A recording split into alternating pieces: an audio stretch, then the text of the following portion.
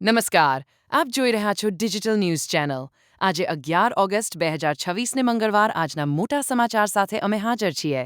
ગુજરાતમાં digital crop સર્વે 15 ઓગસ્ટથી 30 September સુધી રાજ્યના 18,197 ગામોમાં 95 લાખથી વધુ ખેતરોનો ડિજિટલ સર્વે હાથ ધરાશે. ગુજરાતમાં ભારે વરસાદની આગાહી. હવામાન વિભાગે 11થી 16 ઓગસ્ટ દરમિયાન ગુજરાત સહિત અનેક રાજ્યોમાં ભારે વરસાદ, ગાજવીજ અને પવનની ચેતવણી આપી છે. આસામમાં પૂરનો કહેર. આસામમાં વિનાશક પૂરના કારણે મૃત્યુઆંક 100 પર પહોંચ્યો છે, જ્યારે અનેક જિલ્લાઓમાં હજારો લોકો અસરગ્રસ્ત બની રાહત કામગીરી ચાલુ છે. અમિત શાહ સંસદમાં બોલશે. વિદ્યાર્થીઓના સંસદ ચલો માર્ચ દરમિયાન પોલીસ કાર્યવાહીને લઈને ઉઠેલા સવાલો વચ્ચે અમિત શાહ સંસદમાં જવાબ આપશે. ભારતીય પ્રવાસીઓ માટે યુએઈ ઓફર. અબુધાબીમાં ઓછામાં ઓછા 3 રાત્રિના હોલિડે પેકેજ સાથે પાત્ર ભારતીય પ્રવાસીઓને યુએઈ એન્ટ્રી વિઝા ફી વગર મળશે. અમદાવાદમાં રોડ સાઇડ દબાણ સામે કાર્યવાહી.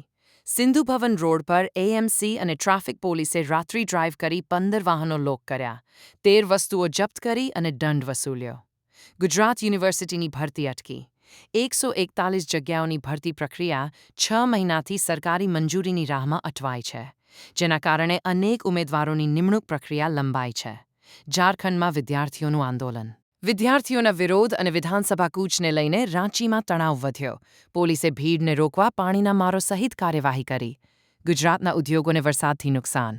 ભારે વરસાદ અને પૂરથી સુરત, અમદાવાદના કેટલાક ઔદ્યોગિક વિસ્તારોમાં ઉત્પાદન અટક્યું અને માલસામાન તથા સાધનોને નુકસાન થયું. મોરબીના રહસ્યમય કૂવાની તપાસ.